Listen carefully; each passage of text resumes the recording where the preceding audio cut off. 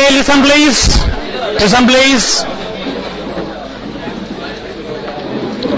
Receivables management,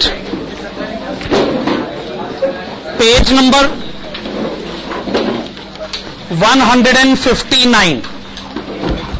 Receivables management, page number 159. Already जो question हो चुके हैं, क्वेश्चन नंबर 28, 29, 30 एंड 31, ये क्वेश्चंस ऑलरेडी हो चुके हैं. सॉरी, यहां क्वेश्चन नंबर 38 भी हो चुका है. वो तो बड़ा छोटा सा क्वेश्चन था एक. चलिए आइए आज की क्लास शुरू करते हैं क्वेश्चन नंबर 32 से. Please see question number 32 given on page number 159. हाँ जी. Easy Limited specialises in the manufacture of a computer component. The component is currently sold for ₹1,000 and its variable cost is ₹800. For the year ended on 31st December 2008, the company sold on an average 400 components per month. At present, the company grants 1 month credit to its customers. The company is thinking of extending the same to 2 months. On account of which the following is expected: increase in sales, increase in stock, increase in creditors. You are required to advise the company on whether or not to extend the credit terms if A. all customers avail extended credit period of 2 months and B. existing customers do not avail the credit terms but only the new customers avail the same. Assume in this case the entire increase in sales is attributable to new customers. The company expects minimum return of 40% on the investment. तो आप एक काम करेगा, आप पहले लिखिएगा option 1.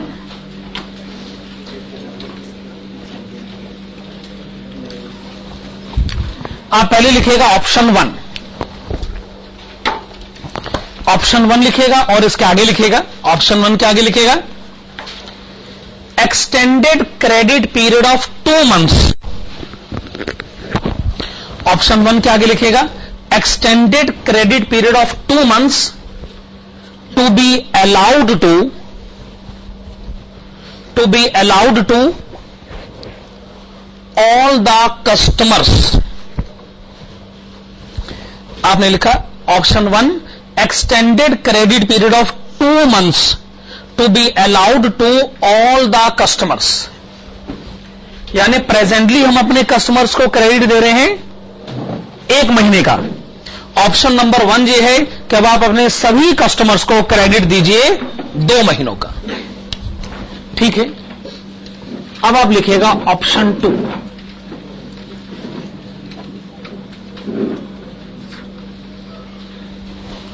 आप लिखिएगा ऑप्शन 2.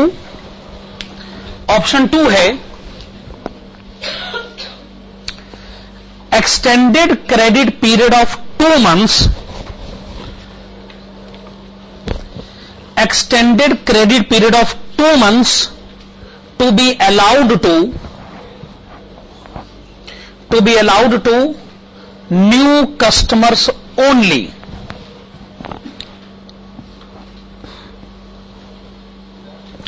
ब्रैकेट्स में लिखेगा in such a case comma existing customers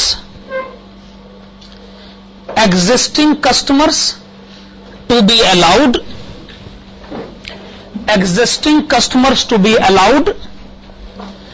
existing credit of 1 month.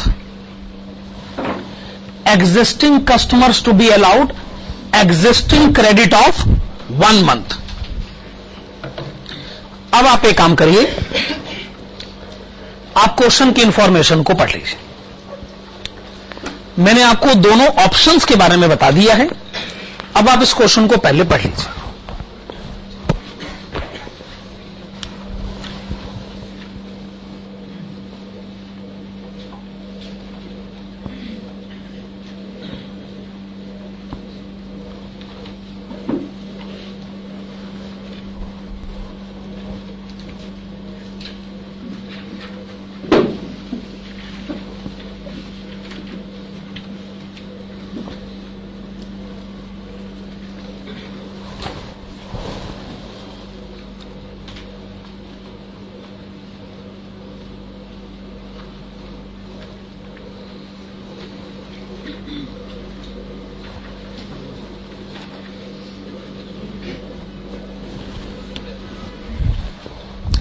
हाँ जी, तो आपको ऑप्शन 1 और ऑप्शन 2 में से किसी एक ऑप्शन को पिक करना है, तो आपको फिर इसके लिए कॉलम्स बनाने पड़ेंगे। आप शुरुआत तो सेल से कर सकते हैं, पर आपको खत्म कहां करना पड़ेगा? प्रॉफिट पर। और जिस ऑप्शन में बड़ा हुआ प्रॉफिट मैक्सिमम होगा, ऑब्वियसली आप उसके फेवर में अपनी बात कह देंगे। करें फिर शुरू। तो आइए सेल्स के साथ शुरुआत करते।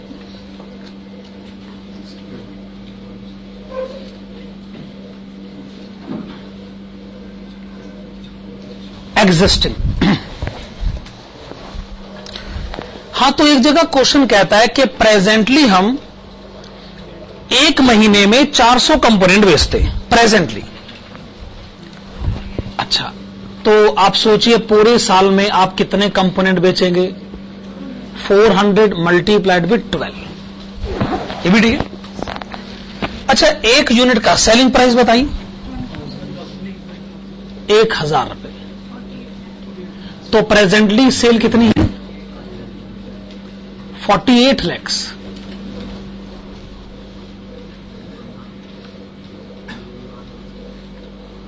चलिए, ये तो आपने प्रेजेंट सेल बताई। ये सेल तो आपकी इस समय है ही। ऑप्शन नंबर 1 में जाइए या ऑप्शन नंबर 2 में जाइए, ये तो तय है कि आपकी सेल बढ़ जाएगी। आप सेल बढ़ाना चाहते हैं, वैसे आपकी सेल कितने परसेंटेज बढ़ जाएगी? 25%।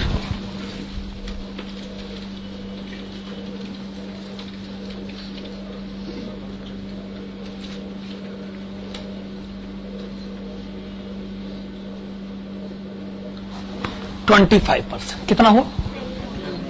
12 लाख।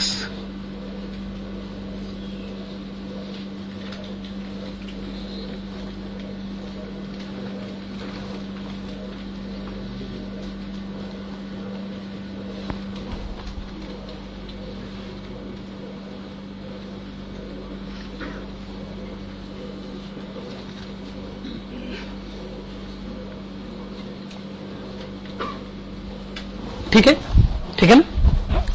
हाँ, तो सेल कितनी हो जाएगी? 60 लाख। अच्छा, ये तय है कि सेल 25% बढ़ेगी, ऑप्शन नंबर 1 में भी, ऑप्शन नंबर 2 में भी। मैं कहना यह चाहता हूं, सेल बढ़ने के कारण अलग अलग हो सकते हैं, पर सेल का बढ़ा हुआ अमाउंट दोनों ऑप्शन में इक्वल है। सेल के बाद क्या लिखा जाए? Variable cost. क्या इस क्वेश्चन में फिक्स कॉस्ट की डिटेल्स हैं? तो इसका मतलब मुझे वेरिएबल कॉस्ट के साथ ही गुजारा करना पड़ेगा।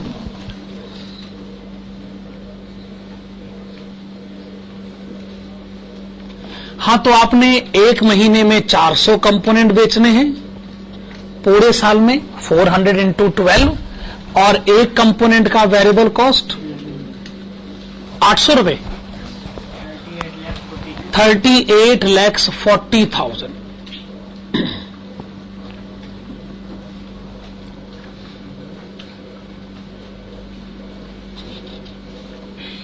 तो आपने बताया 38,40,000।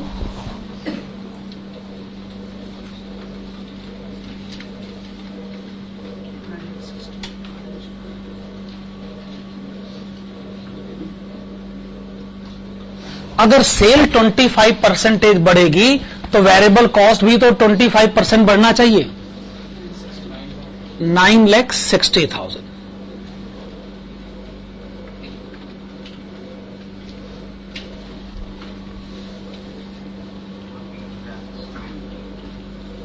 तो वेरिएबल कॉस्ट कितना हो जाना चाहिए? चलिए, आपने बताया 48 लाख। देखो भाई, आपने सेल पता कर लिया, आपने वेरिएबल कॉस्ट पता कर लिया, अब आप क्या पता कर सकते हैं? कंट्रीब्यूशन। ठीक है, तो लिखिएगा कंट्रीब्यूशन।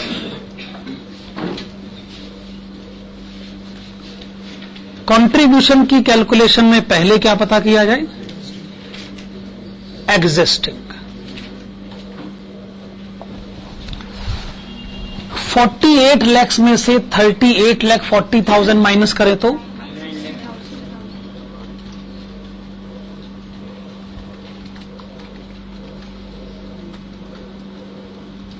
आपने बताया 9,60,000।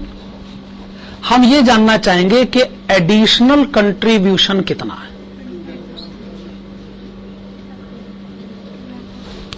सेल बढ़ी 12 लाख रुपए, वेरिएबल कॉस्ट बढ़ गया 9,60,000, डिफरेंस 2,40,000।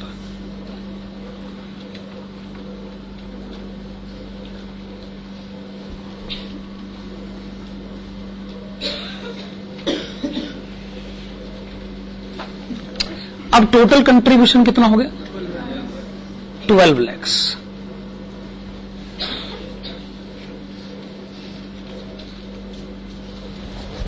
वैसे क्या कहते हैं, ये जो एडिशनल कंट्रीब्यूशन है, क्या मैं इसे एडिशनल प्रॉफिट का नाम दे सकता हूं? इसका मतलब आपने एडिशनल प्रॉफिट तो कैलकुलेट कर ही लिया, जो ऑप्शन 1 में भी 2,40,000 है, ऑप्शन 2 में भी 2,40,000 है। तो क्या मैं ये कह दूं कि दोनों ऑप्शन मेरे लिए एक जैसे हैं? नहीं, क्योंकि अभी हमने दो मुद्दों पर बात ही नहीं करी। एक, हमने डेटर्स के बारे में बात नहीं करी, दूसरा हमने फाइनेंस के बारे में बात नहीं करी। तो इतनी जल्दी हम कंक्लूजन कैसे दे सकते हैं? अब आप लिखिएगा एडिशनल इन्वेस्टमेंट। एडिशनल इन्वेस्टमेंट, देखिए जब आप कहते हैं एडिशनल इन्वेस्टमेंट, तो उसमें तो एक तो है डेटर्स, दूसरा है स्टॉक, और तीसरा है क्रेडिटर्स।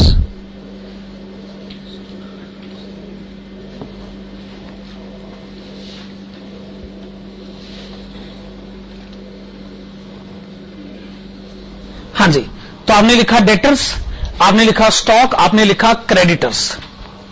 डेटर्स पर तो हम ऑब्वियसली बात करेंगे ही। आइए स्टॉक और क्रेडिटर्स के बारे में पहले बात कर लें। क्वेश्चन कहता है कि आप जो एडवेंचर एग्जीक्यूट करना चाहते हैं उसमें आपको स्टॉक 2 लाख का खरीदना पड़ेगा।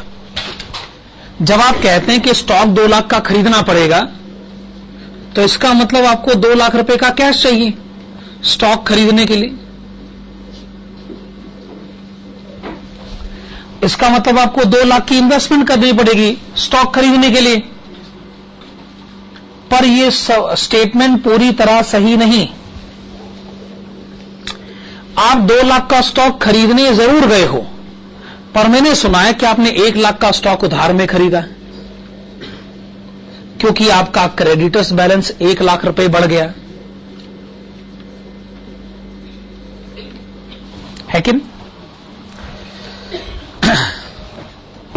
इसका मतलब आपने खुद का कैश कितना लगा दिया?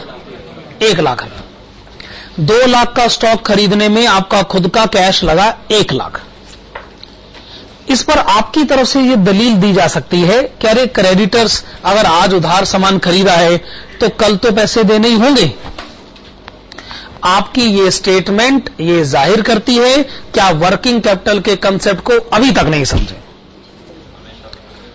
अरे क्रेडिटर को हम सारी जिंदगी पैसे नहीं देंगे, हमारे डेटर हमें सारी जिंदगी पैसे देते नहीं देते। जब हम उनसे सामान पैसे मांगने के लिए जाते हैं तो वो हमको क्या कहते हैं कि अगला सामान उधार पर बेच दो और पिछले सामान जो आपने बेचा था उसके पैसे ले जाओ। यानी पिछले पैसे मिलते ही तब है जब हम अगला सामान उधार पर बेचते हैं। अरे ये तो सर्कल घूमता है। इसका मतलब अगर आज हमने क्रेडिटर से ₹1,00,000 का सामान उधार पे खरीदा है, हम इसको घुमाएंगे। अब पुराने ₹1,00,000 देंगे, अगले 1,00,000 का सामान खरीद लेंगे। ये हो ही नहीं सकता कि हम जिंदगी भर में कभी ये रुपए वापस भी लौटाएं, अनलेस कल को बिजनेस बंद करने की नौबत आ जाए तो वो एक दूसरा इश्यू जरूर। ओके, आप इस बात को मानते हैं कि अपने को कैश चाहिए सिर्फ 1,00,000, पर अपने को कैश और चाहिए क्योंकि हमको डेटर्स में भी तो इन्वेस्टमेंट करनी है। तो इसका मतलब अब ये आंसर हमारे डेटर्स की कैलकुलेशन पे डिपेंडेंट हो गया। तभी तो चैप्टर का नाम है रिसीवेबल्स मैनेजमेंट। तो एक काम करेगा, अभी यहां नीचे 4-5 लाइनों की जगह छोड़ दीजिए। 4-5 लाइनों की जगह छोड़ के हेडिंग डालेगा computation of investment in the debtors. आइए डेटर्स में जो हमारी इन्वेस्टमेंट है उसे कैलकुलेट किया जाए। इन्वेस्टमेंट इन द डेटर्स, ठीक है ना? हां, तो लिखेगा since the information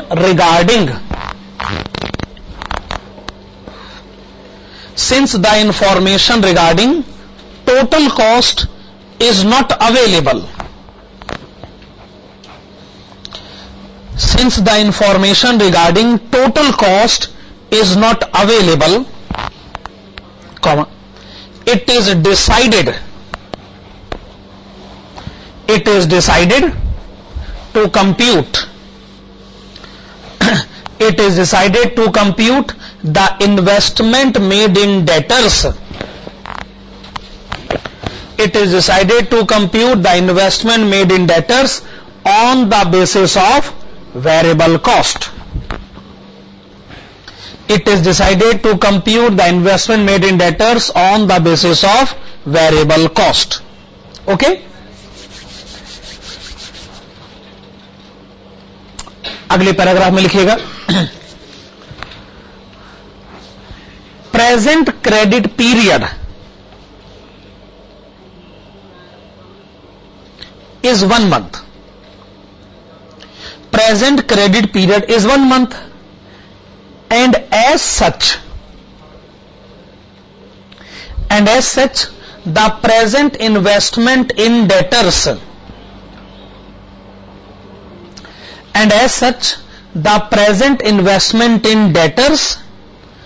must be representing 1 month variable cost. मतलब डेटर्स बैलेंस 1 महीने की सेल पर इन्वेस्टमेंट 1 महीने की variable cost. 1 month variable cost that is देखिए प्रेजेंट वेरिएबल कॉस्ट है 38,40,000। प्रेजेंटली आप अपने कस्टमर्स को 1 महीने का क्रेडिट देते हैं, तो डेटर्स में आपकी इन्वेस्टमेंट है 1 महीने की वेरिएबल कॉस्ट। कितना लिखा जाए? 3,20,000।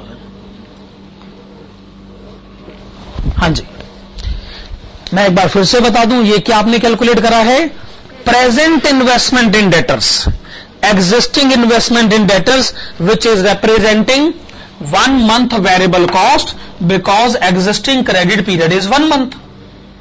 यहां तक ठीक है? चलिए अगली लाइन में लिखेगा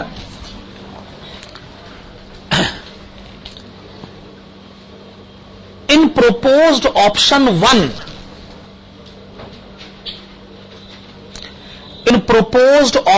1 comma it is recommended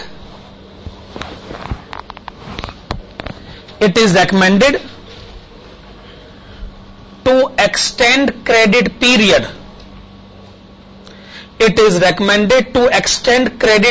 to 2 months, to extend credit period of 2 months, and such extension is to be allowed to all the customers, and such extension is to be allowed to all the customers. Full stop.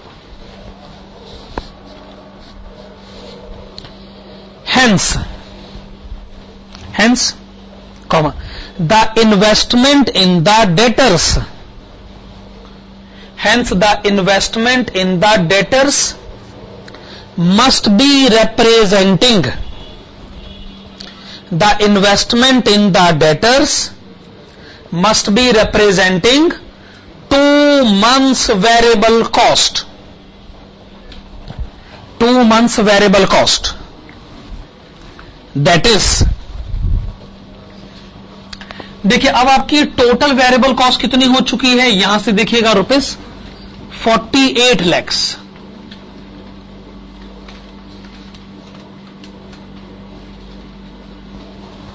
अब आपकी total variable cost हो चुकी है 48 लाख। ये annual variable cost है, आप मुझे 2 monthly variable cost बताएं। 8 लाख।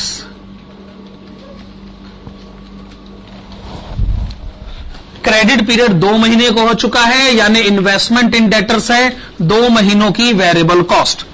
अब जरा एग्जिस्टिंग सिचुएशन से कंपेयर करेंगे। डेटर्स में आपकी इन्वेस्टमेंट कितनी बढ़ रही है? 4,80,000। 4,80,000 बढ़ रही है, तो आप लिखेगा hence comma as compared to existing situation, as compared to existing situation, comma the investment in the debtors, the investment in the debtors in option 1, the investment in the debtors in option 1 will get increased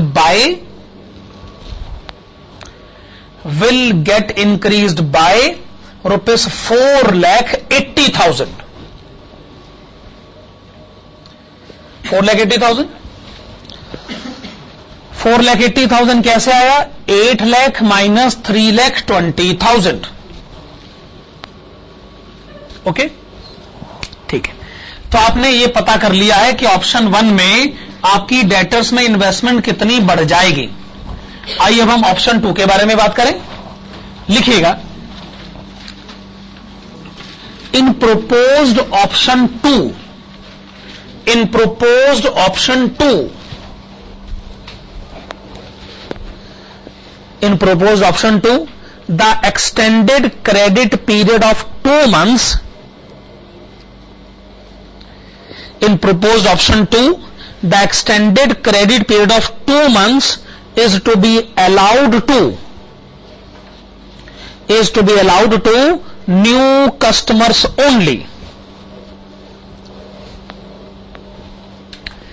ऐसी situation में existing customers का क्या होगा? उनको existing 1 महीने का credit दिया जाता रहेगा।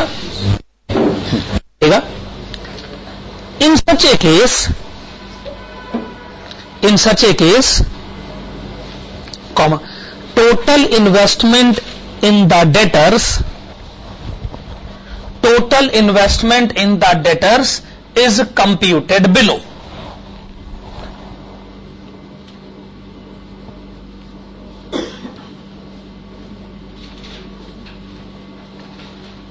तो अब जरा इस बात को ध्यान से देखिएगा, हम कितनी सावधानी से ये कैलकुलेशन करेंगे। एक है एग्जिस्टिंग कस्टमर्स और दूसरा है new customers. Existing customers, new customers की कैलकुलेशन अलग अलग करनी पड़ेगी। एग्जिस्टिंग कस्टमर्स की वेरिएबल कॉस्ट ये रही 38,40,000। न्यू कस्टमर्स की वेरिएबल कॉस्ट है 9,60,000। हाँ जी, चूंकि आप एग्जिस्टिंग कस्टमर्स को आज भी 1 महीने का क्रेडिट दे रहे हो, तो एग्जिस्टिंग कस्टमर्स में आपकी इन्वेस्टमेंट है 1 महीने की वेरिएबल कॉस्ट 3,20,000, और आप नए कस्टमर्स को 2 महीने का 2 महीने का क्रेडिट दे रहे हो, तो उनमें आपकी इन्वेस्टमेंट है 2 महीने की वेरिएबल कॉस्ट 1,60,000, और दोनों का टोटल 4,80,000। हम देखते हैं कि पुराना 3,20,000 तो आज भी है। इसका मतलब आपकी डेटर्स में इन्वेस्टमेंट बढ़ी सिर्फ न्यू कस्टमर्स के कारण है, और वो कितनी बढ़ी है? 1,60,000 है कि नहीं? तो आप लिखे hence as compared to existing situation, as compared to existing situation, comma, the investment in the debtors in option 2, the investment in the debtors in option 2 will get increased by rupees 1,60,000, 1,60,000 रुपए।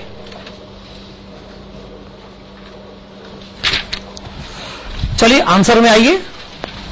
तो debtors में आपकी investment पहले option में बढ़ रही है 4,80,000, दूसरे ऑप्शन में बढ़ रही है 1,60,000।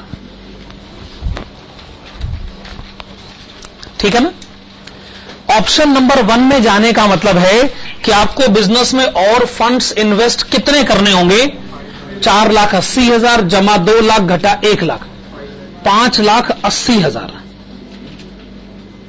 ऑप्शन 2 में जाने का मतलब 2,60,000।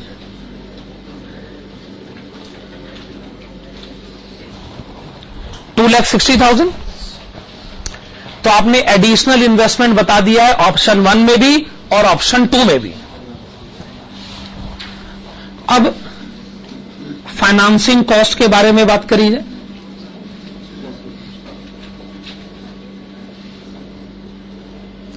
Financing cost on additional investment at rate of, question में लिखा होगा 40%।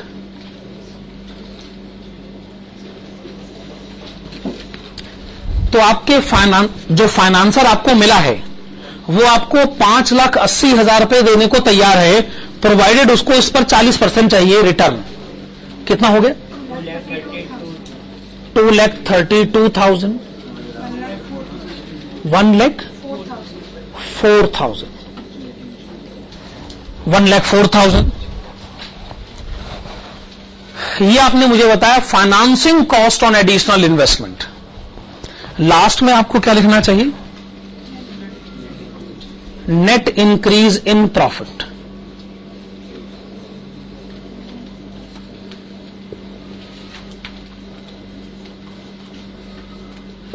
हां जी, दोनों ऑप्शन ये कह रहे थे कि आपका प्रॉफिट बढ़ेगा 2,40,000।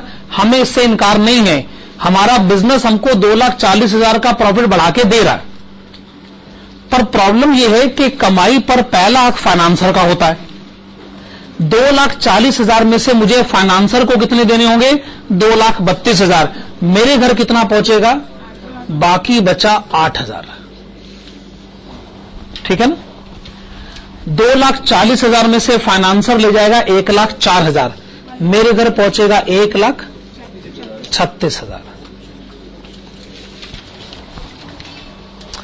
बिजनेस के पॉइंट ऑफ व्यू से दोनों ऑप्शन एक जैसे हैं। बिजनेस कभी फाइनेंस के बारे में बात थोड़ी करता है। बिजनेस का जो डिस्कशन है वो ईबीआईटी पर आकर खत्म हो जाता है। EBIT से बाद के मुद्दों पर फाइनेंशियल मैनेजमेंट में बात होती, तो बिजनेस कहेगा मेरे लिए तो दोनों ऑप्शन एक जैसे हैं। अब आपके घर सारे पैसे नहीं पहुंचते तो ये मेरी समस्या थोड़ी है, ये तो आपकी समस्या है। आपने क्यों लोन ले रखा है? अगर आपने लोन नहीं लिया होता तो ऐसे झंझट ही ना होते। तो इसका मतलब ये फाइनेंशियल कैलकुलेशन है, ये बिजनेस कैलकुलेशन नहीं है। इस बात को आप समझ रहे हैं ना? देखो जी, कॉस्टिंग बिजनेस को पढ़ाती, लेकिन कॉस्टिंग की पढ़ाई EBIT पे खत्म हो जाती, उसके बाद की पढ़ाई फाइनेंशियल मैनेजमेंट को करानी पड़ती। फिर कंक्लूजन लिखेगा, the amount of net increase in profit,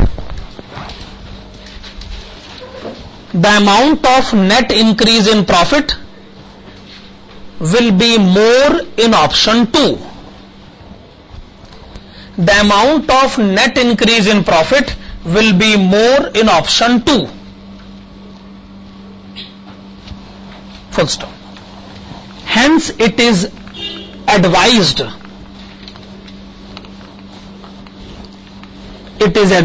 to extend the credit period. It is advised to extend the credit period from 1 month to 2 months. From 1 month to 2 months only in case of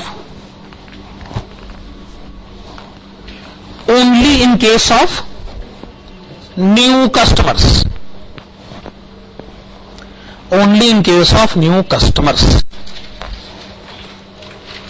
question number 32 का answer देने के बाद आप आइएगा question number 37 की तरफ, जो कि इस चैप्टर के बड़े ही इंपॉर्टेंट क्वेश्चन में कंसीडर किया जाता है।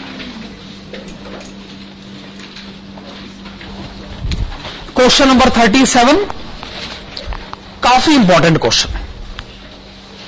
हां जी,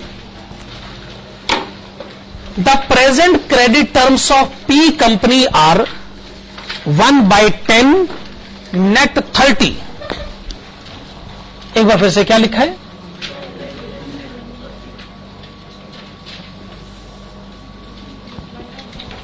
वन बाय 10 नेट 30, ये लिखा हुआ ना।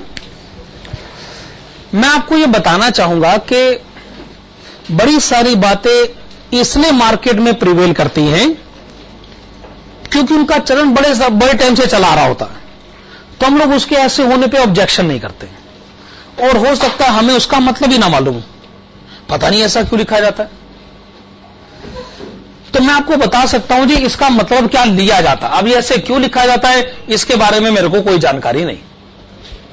अगर कोई ऐसे लिखता है तो उसका मतलब होता है कि वैसे तो हम आपको क्रेडिट देते हैं 30 दिन का वैसे, लेकिन अगर आपने 10 दिन में पेमेंट कर दी तो हम आपको 1% का डिस्काउंट दे देंगे। तो ऐसे बात लिखी जाती, ऐसे बात कही जाती है। अब क्यों कही जाती है मुझे क्या पता भाई, मैं तो आपको बता सकता हूं जिसका ये मतलब होता है। मान लो कहीं लिखा हुआ मिले 3/15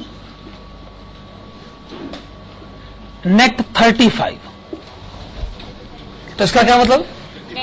वैसे क्रेडिट पीरियड 35 दिन था, अगर 15 दिन में पेमेंट करोगे 3% माफ कर देंगे। चलो आगे बढ़े। Its annual sales are ₹80 lakhs, average collection period of 20 days। ये क्या बात हुई बोला? अभी तो हम कह रहे हैं कि क्रेडिट पीरियड 30 दिन का है। इस पर हमारा जवाब है हाँ वो ठीक है, पर एवरेज कलेक्शन पीरियड तो 20 दिन का है। देखो सारे कस्टमर तो 30 दिन के बाद पेमेंट नहीं करते होंगे, कुछ कस्टमर तो पहले दिन में पेमेंट कर देते। अच्छा, बड़े सारे कस्टमर ऐसे भी तो होंगे जो 10 दिन में पेमेंट करके 1% डिस्काउंट की डिमांड करेंगे। तो ये हम आपको ऑन एन एवरेज बता रहे हैं भाई, ये ऑन एन एवरेज है। अच्छा, जैसे किसी टेलीफोन कंपनी के, मोबाइल फोन कंपनी के करोड़ों सब्सक्राइबर हो सकते, जब आपके घर टेलीफोन का बिल आता है तो उसमें आपको 15 दिन का टाइम दिया जाता है। तो क्या सभी कस्टमर्स 15वें दिन में जाके पैसे देते? कुछ तो ऐसे हैं जो पहले दिन पैसे दे जाते, कुछ दूसरे दिन, कुछ तीसरे दिन। इसका मतलब मान लो मैंने टेलीफोन कंपनी से पूछा कि बताओ आपके कस्टमर आपको कितने दिनों में पैसे दे देते हैं, वो कहेंगे जी ये तो बड़ा मुश्किल सवाल हुआ, करोड़ों सब्सक्राइबर है, उसमें लाखों तो ऐसे हैं जो एक दिन में पैसे दे गए, फिर कुछ लाख ऐसे हैं जो 2 दिन में पैसे दे गए, कुछ लाख ऐसे हैं जो 3 दिन में, तो कैसे बताए? हमने कहा तो इसमें कौन सी मुश्किल वाली बात है, एवरेज ही बता दो। एवरेज ही कैलकुलेशन है ये, यानी ऑन एन एवरेज आपको पैसे 20 दिनों में मिल जाते हैं, ऑन एन एवरेज। आगे क्वेश्चन कहता है variable cost and total cost are respectively 0.85, 0.95 respectively. 0.85 means 85%, 0.95 means 95%। Okay, तो 85% variable cost, 95% total cost. Cost of capital is 10%. The proportion of sale on which customers currently take discount is 0.5. अब ये बताओ क्या 0.5 का मतलब 5% होता? 0.5 का मतलब 50% होता। बेसिकली 0.50 लिखना होता है, पर कई लोग जल्दबाजी में 0 नहीं लिखते, तो 0.5 का मतलब 5% नहीं होता है, 50% होता है। क्या ये बात सही है? ये बहुत सारे लोगों को समझानी पड़ती। किसी को कहो ना कि 1,05,000 कैसे लिखते हैं, कहते हैं जी 1.5 लाख लो, 1 और 5 1.5, उसको कहना पड़ता है 1.05, तो उसको विश्वास ही होता है 1.05 कैसे हो गया, तो 1,05,000 है, ये 0 कहां से आ गया बीच में। खैर बात को आगे बढ़ाते हैं। 0.5 मीन्स 50%। वो ये कहना चाहता है कि आधे यानी 50% कस्टमर ऐसे हैं, 50% कस्टमर ऐसे हैं जो पैसे 10 दिन में देकर जरूर हमसे 1% डिस्काउंट ले जाते होंगे। ठीक है ना? आगे, P company is considering relaxing its discount terms to 2/10 net 30। अब हम क्या कह रहे हैं कस्टमर को कि 10 दिन में पैसे दो और 2% डिस्काउंट ले जाओ, तो ये तो लालच देने वाली बात है। अब ज्यादा कस्टमर हमारे इस लालच वाले ऑफर में आ सकते हैं। आगे क्वेश्चन कहता है such relaxation is expected to increase sales by ₹5 lakh, reduce the average collection period to 14 days. फायदा हो रहा है, अब 14 दिनों में ही हमारे पैसे ऑन एन एवरेज आ जाते हैं। And increase the proportion of discount sale to 0.8 means 80%। अब 80% कस्टमर ऐसे हैं जो पैसे 10 दिनों में देकर हमसे 2% डिस्काउंट ले जाते। What will be the effect of relaxing the discount policy on company's profit? Take here as 360 days. मैंने कहा ये काफी इंपॉर्टेंट क्वेश्चन है। आप लिखिएगा ए,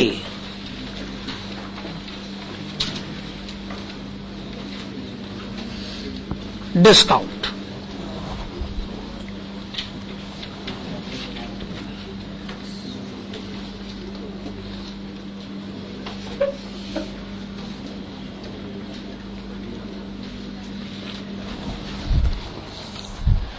देखिए प्रेजेंटली हमारी टोटल सेल है 80 लाख रुपए।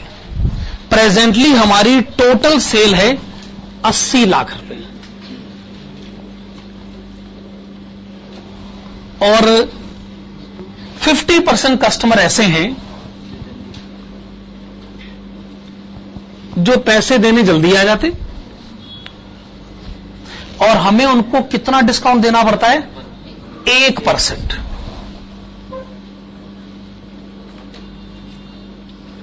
तो कितना डिस्काउंट देना पड़ता है? 40,000 रुपए।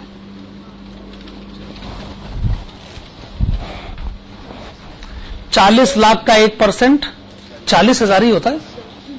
इसका मतलब प्रेजेंटली हम डिस्काउंट दे रहे हैं 40,000 रुपए, ठीक है ना।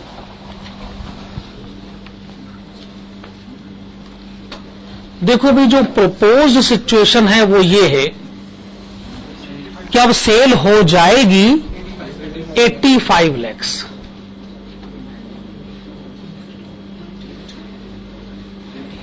सेल 5 लाख बढ़ जाएगी ना। अब क्या होगा कि 80% कस्टमर्स ऐसे हैं जो पैसे देने जल्दी आ जाएंगे और हमसे कितना डिस्काउंट दे जाएंगे, 2%। कितना हुआ,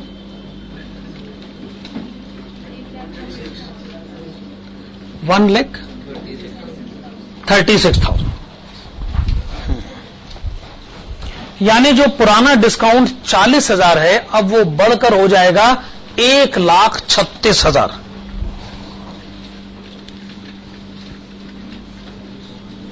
क्या आप मुझे बताएंगे कि आपका डिस्काउंट बढ़ कितना जाएगा?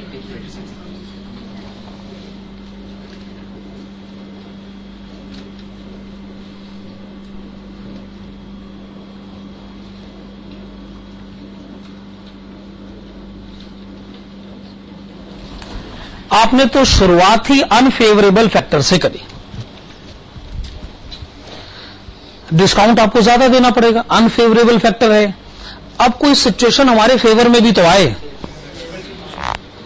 और फेवर वाली सिचुएशन 96,000 से ज्यादा होनी चाहिए तभी बात बनेगी। अगर फेवर वाली सिचुएशन कम है तो फिर ये ऑफर अपने को एक्सेप्टेबल नहीं, ठीक है ना। चलिए, एक कैलकुलेशन तो आपने करी, अब आप लिखेगा दूसरी कैलकुलेशन और उसकी हेडिंग डालेगा कंट्रीब्यूशन।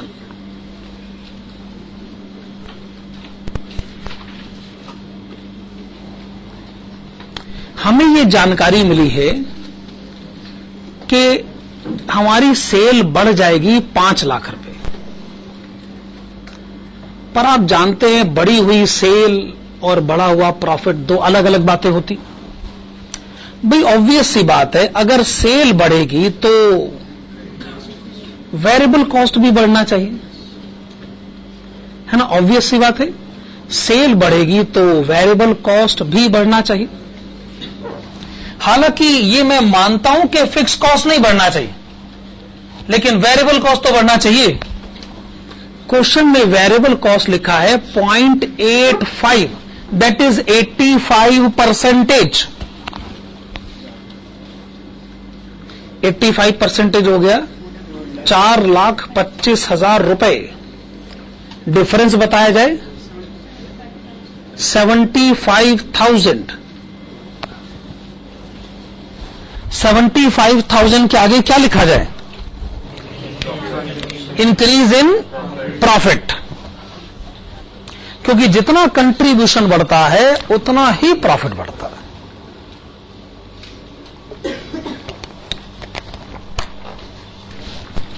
भाई बात कुछ जमी नहीं, 75,000 सफिशिएंट नहीं है, अनफेवरेबल फैक्टर बहुत बड़ा है, ये बात कुछ बन नहीं रही।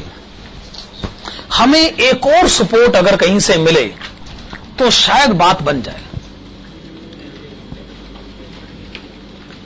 अब आप लिखेगा इन्वेस्टमेंट इन डेटर्स।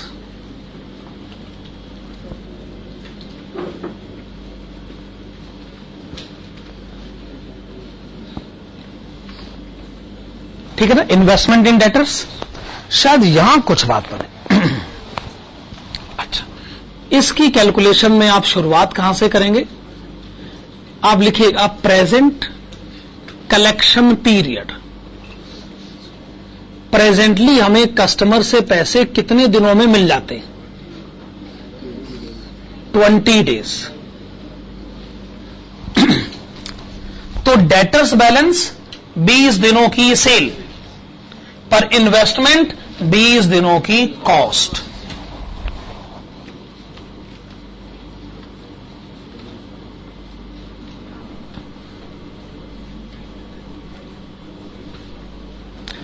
क्वेश्चन में लिखा है कि जो आपकी कॉस्ट है ना, टोटल कॉस्ट है ना, वो 95%। अगर सेल 80 lakhs है तो उसका 95% जाने 76 lakhs 76 lakhs, ठीक है ना। तो चूंकि आपका कलेक्शन पीरियड 20 दिन का है तो इन्वेस्टमेंट इन डेटर्स है 20 दिनों की कॉस्ट।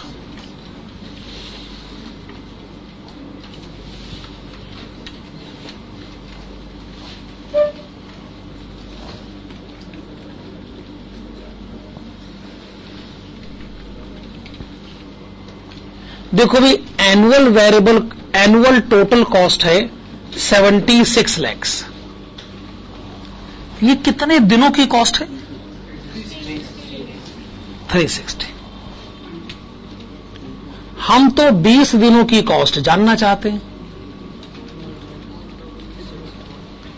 बताइए।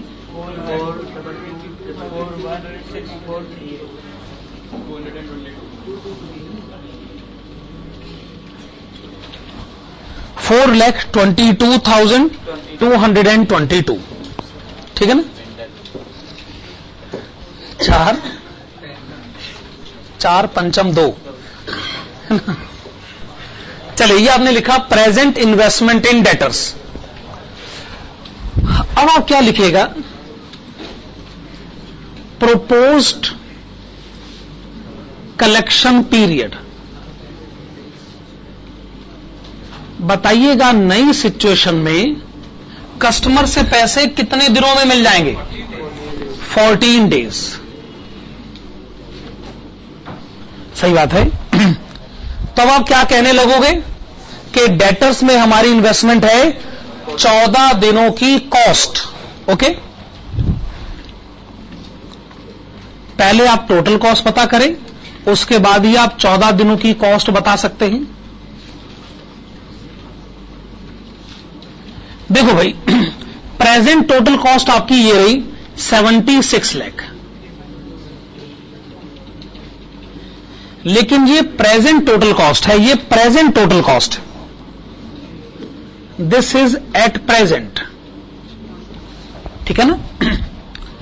आप जो नया एडवेंचर करने जा रहे हैं उसमें आपकी वेरिएबल कॉस्ट कितनी बढ़ जाएगी? ये रही 4,25,000 रुपए। 4,25,000 क्या है? Increase in variable cost.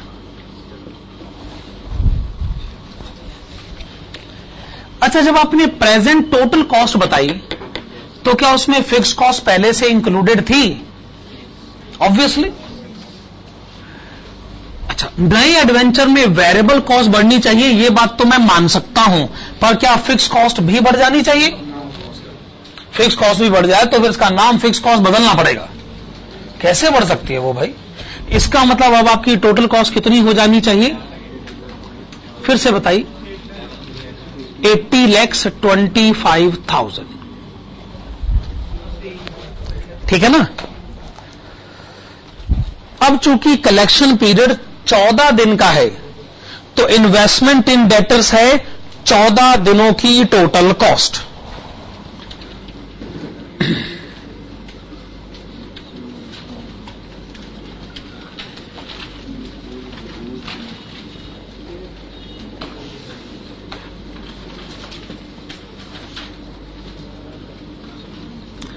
अब टोटल कॉस्ट हो चुकी है 80,25,000, लेकिन हम जानना चाहते हैं 14 दिनों की total cost.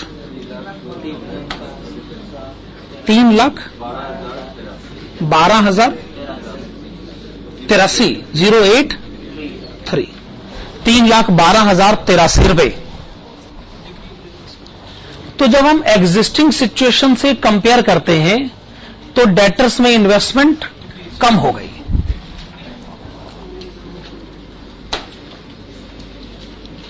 Reduced investment in debtors.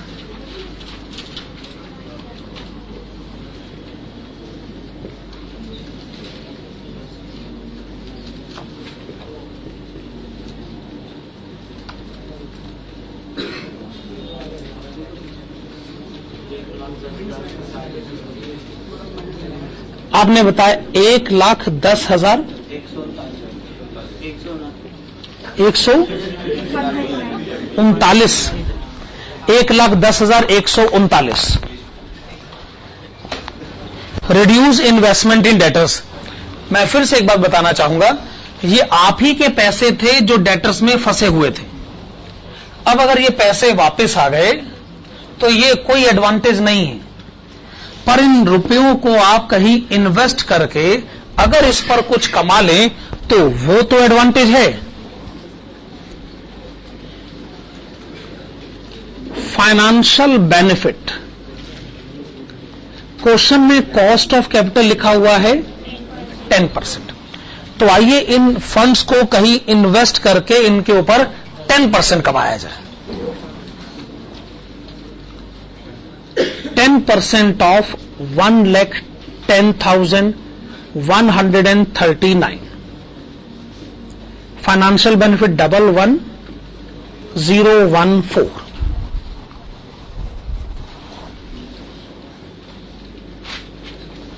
चलिए, ए, बी और सी कैलकुलेशंस होगी। डी कैलकुलेशन लिखिएगा, net impact on profit.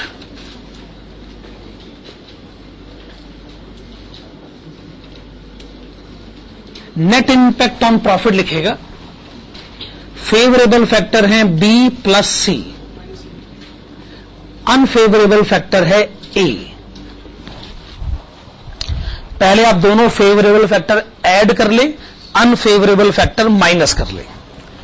B में आपको एडवांटेज मिला है 75,000 का, सी में आपको एडवांटेज मिला है 11,014 का। ए में डिसएडवांटेज है, ए में डिसएडवांटेज कितना है 96,000 माइनस 9986 माइनस 9986। अब क्या कहते हैं आप, तैयार नहीं आप इस काम के लिए?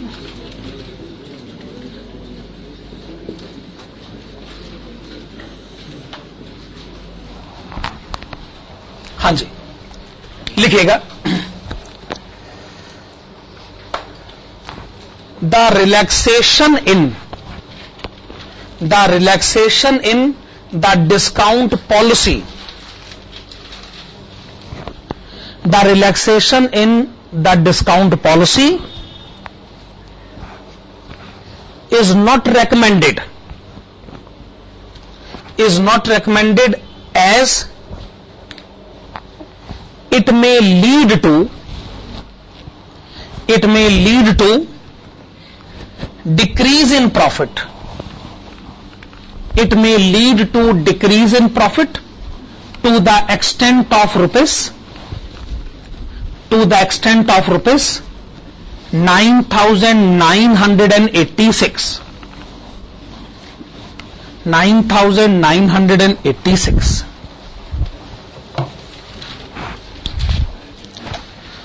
Okay.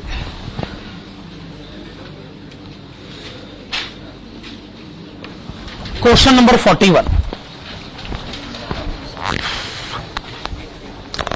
Question number 41. Following information is provided to you. Question number 41. Following information is provided to you. A. Total sales being 1,20 lakhs. Credit sales 75% of total sale. 60% of customers pay their amount within 10 days and remaining 40% customers pay their amount within 60 days. Cost of capital is 80%, cost of sales is 80%. 50% financing is arranged at rate of 14%, remaining 50% at rate of 15%. Total 360 days in a year. Required number 1, average collection period. Number 2, debtors balance. Number 3, investment in debtors. Number 4, financing cost of investment in debtors. हाँ, तो पहली requirement क्या है?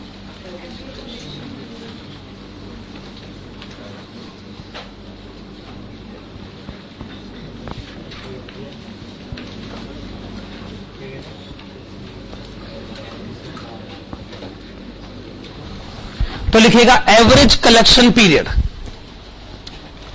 Question कहता है point number C में कि हमारे पास कुछ ऐसे कस्टमर्स हैं जो 10 दिनों में पैसे दे देते हैं। हमारे पास कुछ ऐसे कस्टमर्स हैं जो 10 दिनों में पैसे दे देते हैं, और कुछ ऐसे कस्टमर्स भी हैं जो 60 दिनों में पैसे दे देते हैं। ठीक है ना? हम जानना चाहते हैं कि हमारे कस्टमर्स ऑन एन एवरेज कितने दिनों में पैसे दे देते हैं।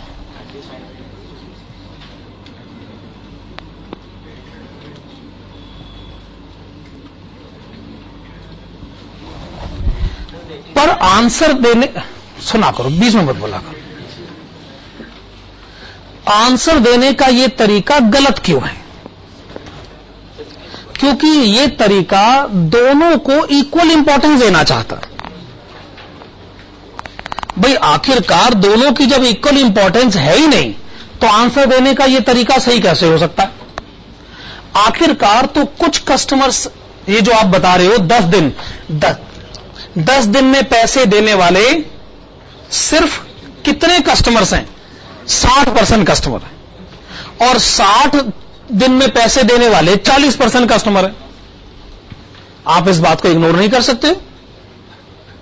मैं कहता हूं अगर कल को ये फ्रैक्शन में बहुत ज्यादा फर्क आ जाता, बहुत थोड़े कस्टमर अगर 60 दिन में पैसे देते, मान लो सिर्फ 10% कस्टमर 60 दिन में पैसे देते और 90% कस्टमर 10 दिन में पैसे देते हैं, तो क्या आपको इस परसेंटेज से कोई लेना देना ही नहीं है? सिंपल अरिथमेटिक मीन तो यही कहना चाहते ना कि सारी बातें बेकार की हैं, बस सिंपली दोनों को ऐड करो, 2 से डिवाइड करो, अपने से ना ज्यादा दिमाग पर बोझ नहीं डाला जाता। वही तो सिंपल अरिथमेटिक मीन, कंसेप्ट ही गलत है। इसलिए इस तरीके से कैलकुलेशन करना अपने आप में गलत कैलकुलेशन है। हमें इंपॉर्टेंस तय करनी होगी। हां, तो आइए इंपॉर्टेंस के हिसाब से अगर सोचे तो 10 दिनों में पैसे आते हैं, हम इस बात से इनकार नहीं कर रहे हैं, लेकिन 10 दिनों की अहमियत है 60%।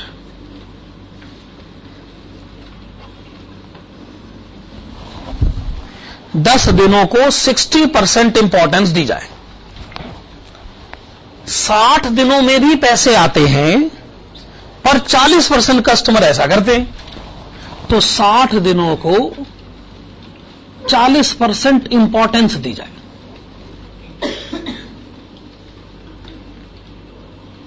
अब बताइए,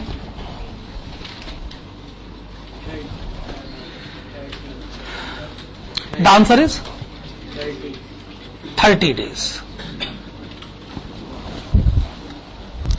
आप अभी आंसर 35 डेज बता ही रहे थे सिंपल एवरेज के हिसाब से, पर वेटेड एवरेज कहते नहीं, ऑन एन एवरेज सोचे तो पैसे 10 दिनों में आ जाते हो, 30 दिनों में आ जाते हो।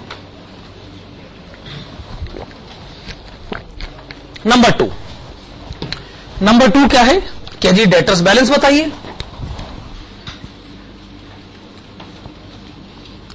अच्छा, अगर डेटर्स बैलेंस ही बताना है तो अगर आपका एवरेज कलेक्शन पीरियड 30 दिन का है तो डेटर्स बैलेंस हो गया 30 दिनों की क्रेडिट सेल।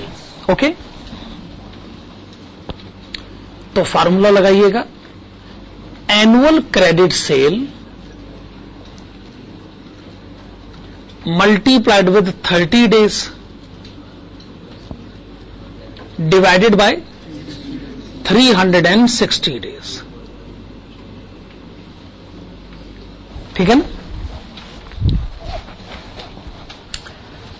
अब आपने कहा जी टोटल सेल 1,20,00,000 है, लेकिन क्रेडिट सेल उसका 75% है।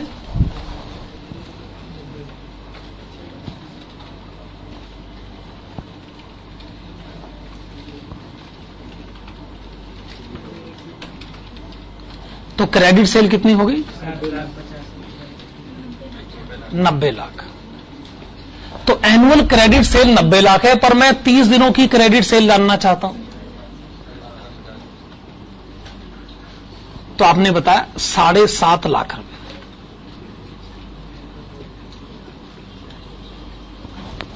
7.5 लाख रुपए। क्या ये बात सही? अच्छा, डेटर्स बैलेंस तो आपने आसानी से बता दिया। अब हम क्या बताएं? Investment in debtors.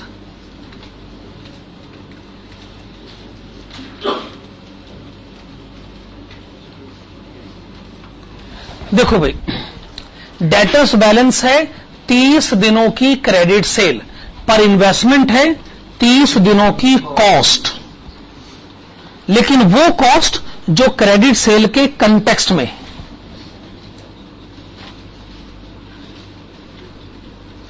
Annual cost in context of credit sales. अगर आपको किसी तरीके से एनुअल कॉस्ट पता चल जाए तो आप उसको 30 डेज से मल्टीप्लाई करिएगा, 360 डेज से डिवाइड करिएगा, काम हो जाएगा। आपको क्या बताना है? Annual cost in context of credit sales. देखिए, क्रेडिट सेल्स हमने अभी अभी पता करी 90 लाख रुपए, लेकिन ये तो सेल वैल्यू है, इसमें से प्रॉफिट को आपको निकालना पड़ेगा। क्वेश्चन में हमको कहा गया है पॉइंट नंबर डी में कि कॉस्ट 80% होती। 80% कितना हो गया? 72 लाख। एनुअल कॉस्ट अगर 72 लाख है तो क्या आप 30 दिनों की कॉस्ट पता कर सकते हैं? फिर से बताइए। 6 लाख। चलिए, आपने बताया 6 लाख। अच्छा, क्वेश्चन में चौथी रिक्वायरमेंट क्या है? Financing cost of investment in debtors.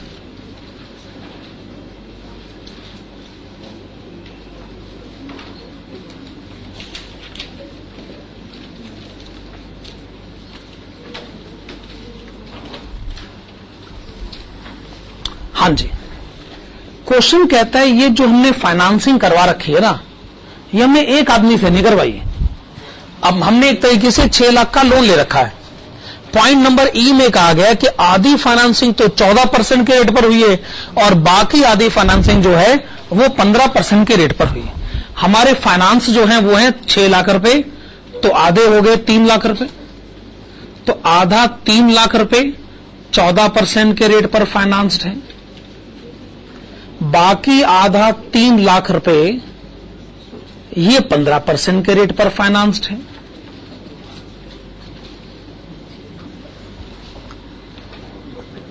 चौदह % के रेट पर फाइनेंसिंग कॉस्ट कितनी? 42,000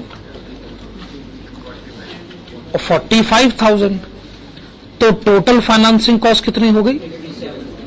87,000।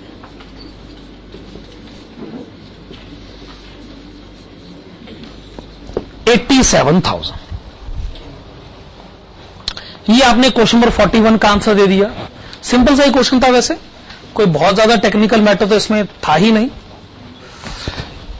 क्वेश्चन नंबर 41 को अटेम्प्ट करने के बाद अब आप आइएगा क्वेश्चन नंबर 36 की तरफ।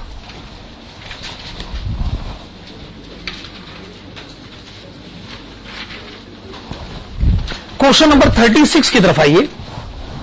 हाँ जी, a firm has current sales of rupees 2,56,48,750. In order to boost the sales, it is considering relaxation in credit policy by increasing it from 45 days to 60 days. As a result, the bad debts will increase from 1.5% to 2% of sales. The firm sales are expected to increase by 10%. Variable costs are 72% of sales. Tax rate is 35%. Required rate of return after tax is 15%. Should the firm change its credit period? आप heading डालेंगे evaluation of evaluation of the decision regarding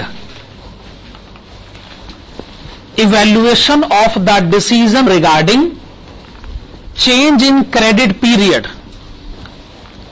evaluation of the decision regarding change in credit period from 45 days to 60 days, change in credit period from 45 days to 60 days.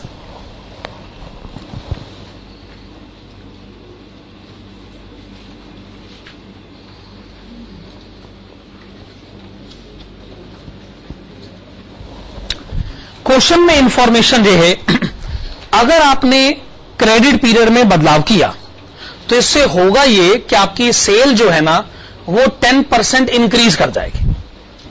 हम वही तो जानना चाहते हैं, cell कितनी बढ़ जाएगी।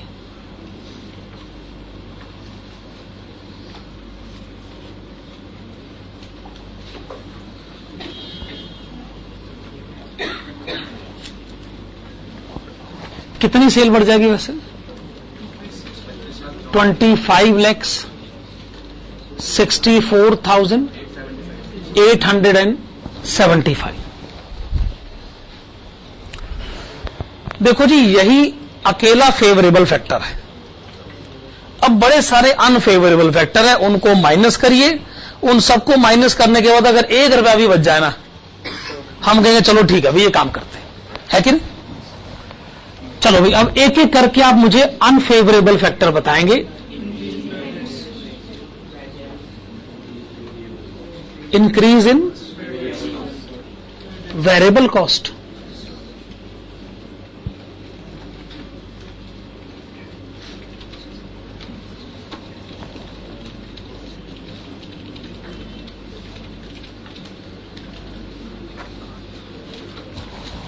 जितनी सेल बढ़ेगी उसका 72% वेरिएबल कॉस्ट भी बढ़ जाएगा। 1846710, ठीक है, 1846710। तो इंक्रीज इन सेल्स में से आपने increase in variable cost minus करा, minus increase in bad dates.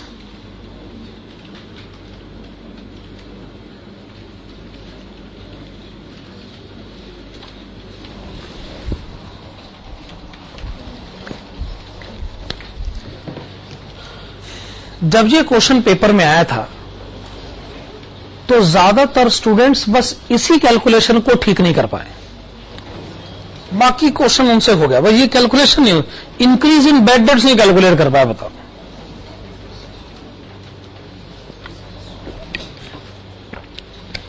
सबसे सिंपल कैलकुलेशन है कि बैड डेट्स बढ़ गए। कितने बैड डेट्स बढ़ गए? ज्यादातर स्टूडेंट इस कैलकुलेशन को डील नहीं कर पाए। Very surprising, very surprising.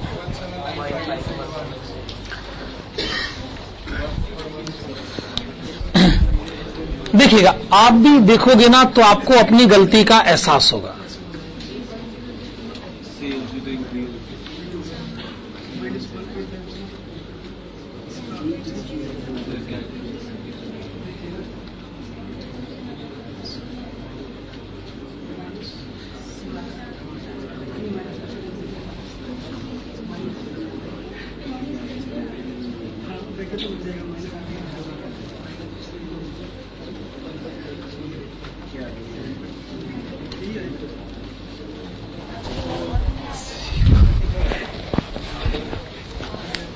मानते हैं ये कैलकुलेशन ठीक है?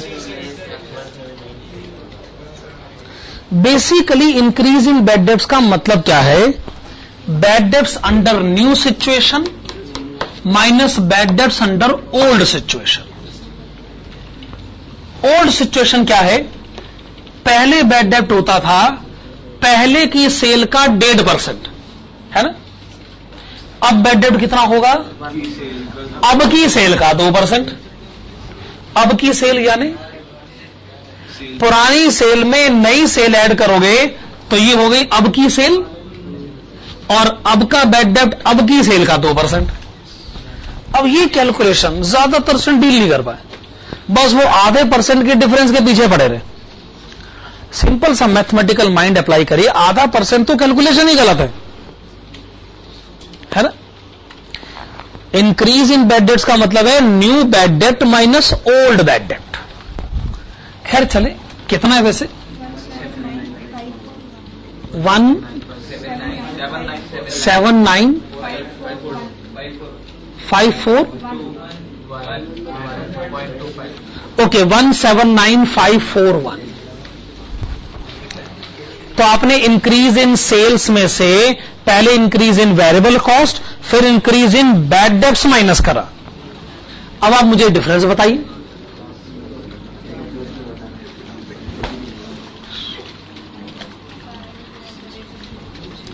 डिफरेंस बताइए।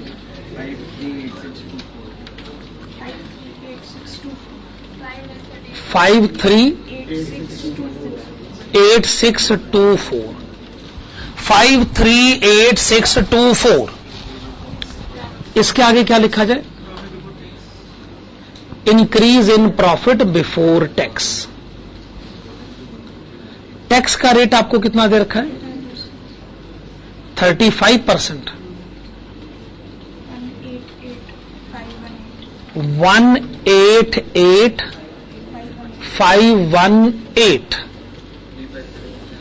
188518 350106। Okay, this is increase in profit after tax. This is increase in profit after tax. Last में आप इसमें से माइनस करेंगे financing cost on additional investment in debtors.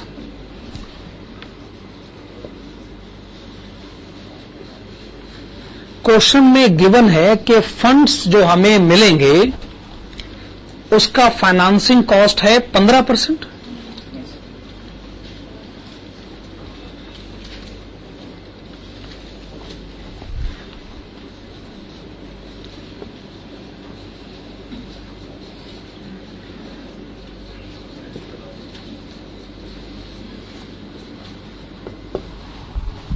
हाँ जी,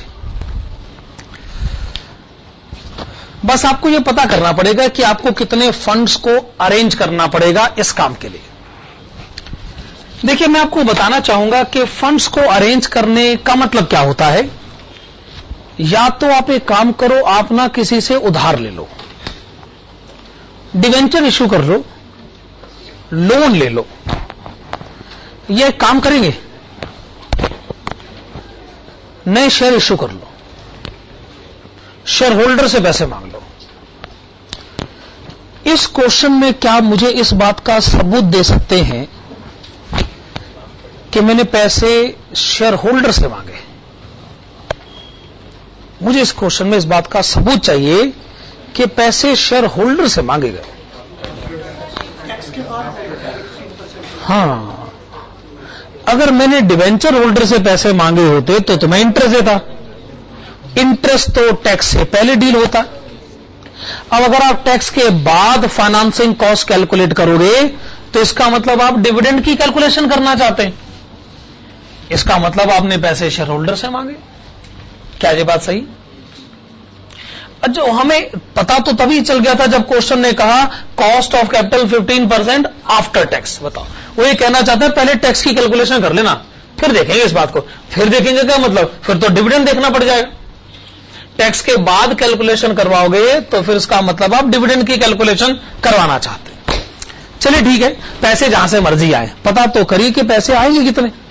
तो चलिए हेडिंग डालेगा, computation of additional investment in debtors. Computation of additional investment in debtors. तो आप लिखेंगे since the information regarding total cost since the information regarding total cost is not available. Since the information regarding total cost is not available, comma, it is decided to compute the investment made in debtors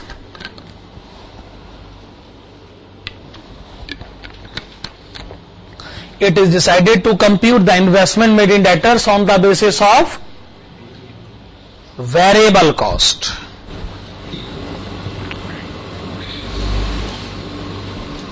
okay, तो तय हो गया, हम variable cost के basis पर इसका answer देना चाहेंगे.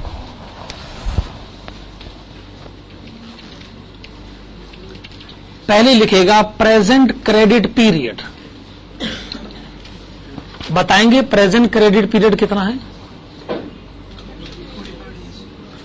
45 डेज. तो डेटर्स बैलेंस है 45 दिनों की सेल, पर इन्वेस्टमेंट है 45 दिनों की वेरिएबल कॉस्ट इस क्वेश्चन में.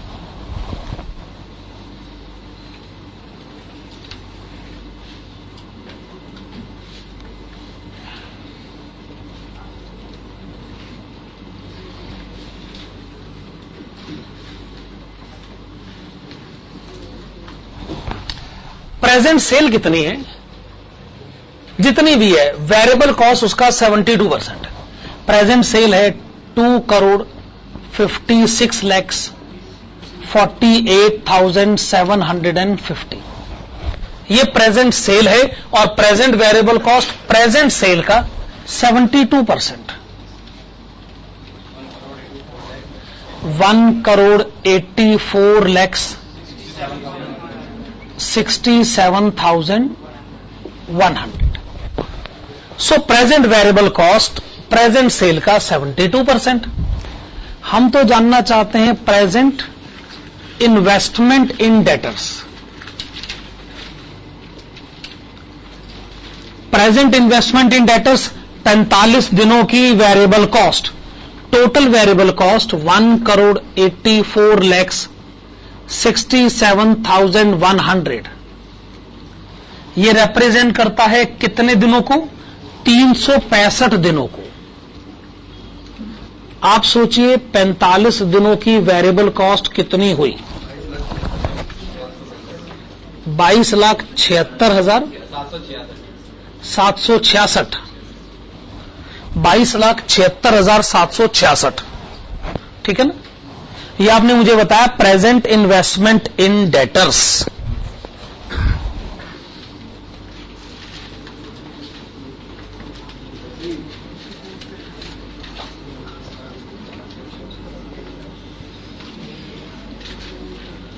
प्रोपोज्ड क्रेडिट पीरियड बताएंगे? 60 डेज.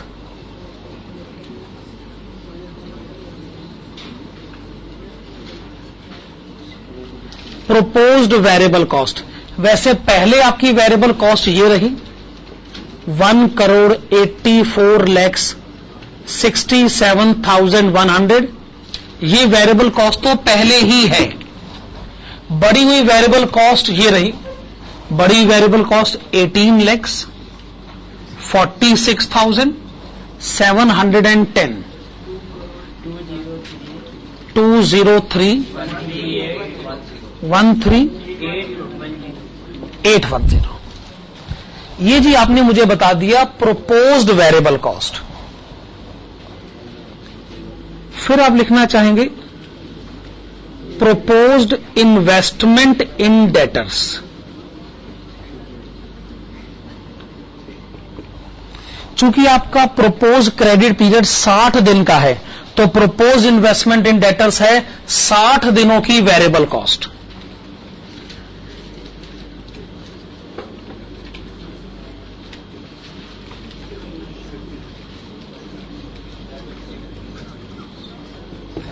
साठ दिनों की वेरिएबल कॉस्ट कितनी लिखी जाए?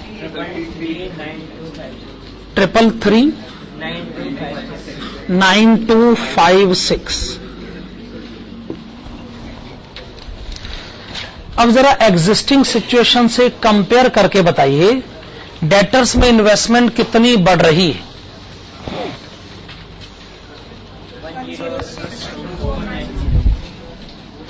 1062,490।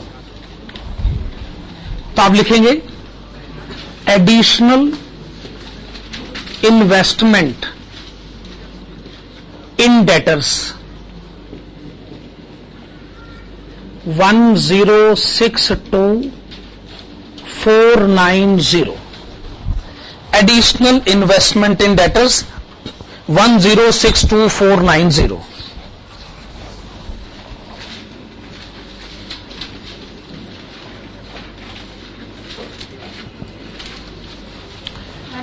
ये आपने फंड्स अरेंज करे और कॉस्ट ऑफ कैपिटल है 15%।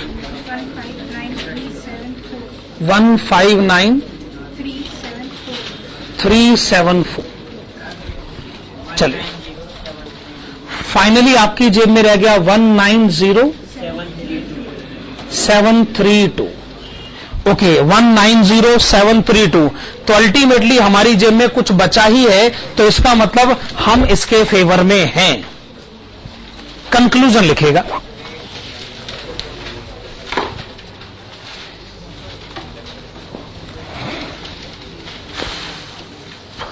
कंक्लूजन लिखेगा, it is recommended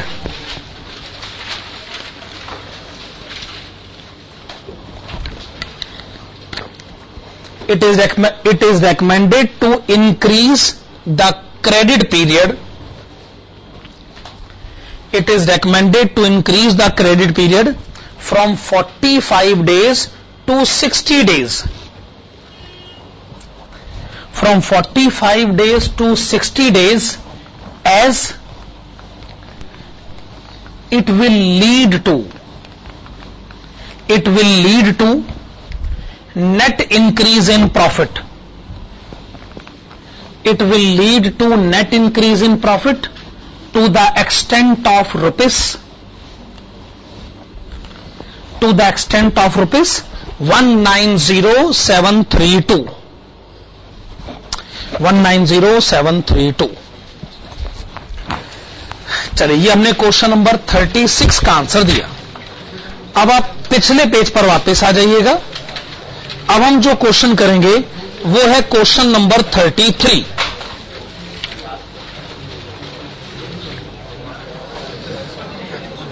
question number 33, हाँ जी।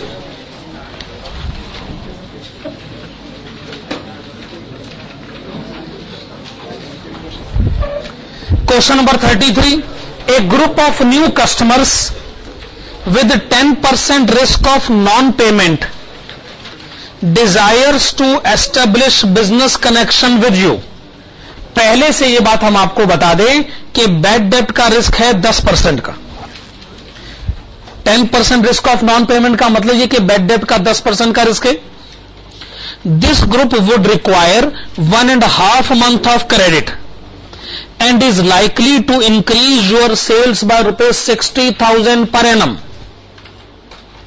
Production, administration and selling expenses amount to 80% of sales. You are required to pay income tax at rate of 50%. Should you accept the offer if required rate of return is 40% after tax? Also state the degree of risk of non-payment that you would be willing to assume if the required rate of return after tax were 30%. Heading डालेगा, evaluation of the offer received from new customers. Evaluation of the offer received from new customers.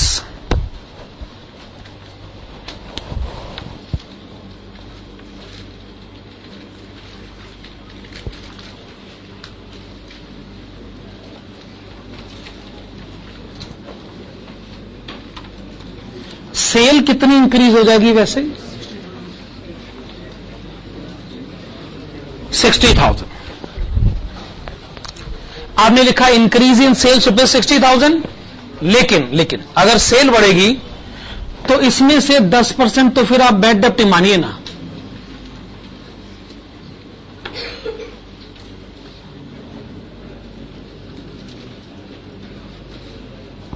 %10 जाने 6,000 रुपए।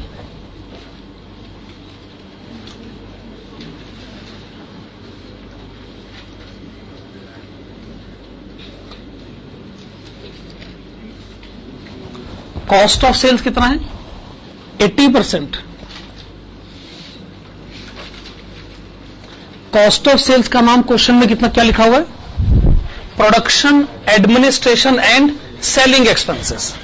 वो तो ठीक है। अच्छा, इससे आपको क्या पता चल जाएगा? Increase in profit before tax कितना आ गया? 6,000 आ गया ना? आप इसमें से ना 50% टैक्स माइनस कर दो। 50% यानी ₹3,000। तो डिफरेंस भी आ गया ₹3,000। ये 3,000 का जो डिफरेंस अब आया है, इसके आगे क्या लिखेंगे? Increase in profit after tax.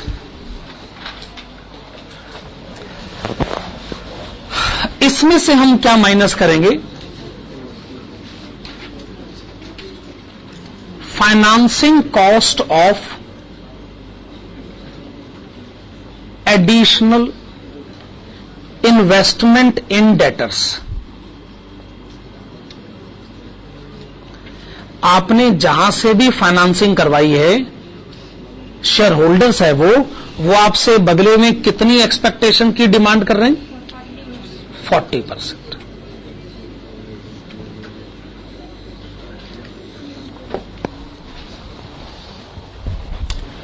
तो देख लेते कि हमें कितने एडिशनल फंड्स की जरूरत पड़ेगी। तो आपको वर्किंग नोट बनाना पड़ेगा। वर्किंग नोट की हेडिंग डालनी पड़ेगी, एडिशनल इन्वेस्टमेंट इन डेटर्स।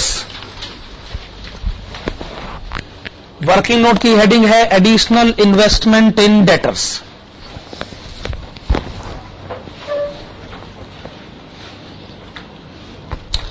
बताइएगा इन कस्टमर्स को हम कितने महीनों का क्रेडिट देंगे? 1.5 month.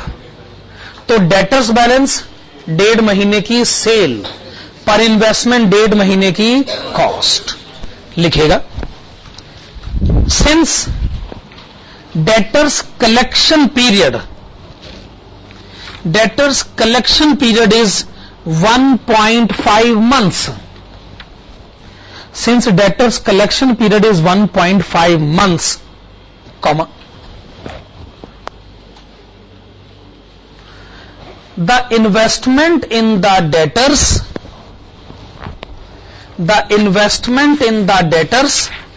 must be representing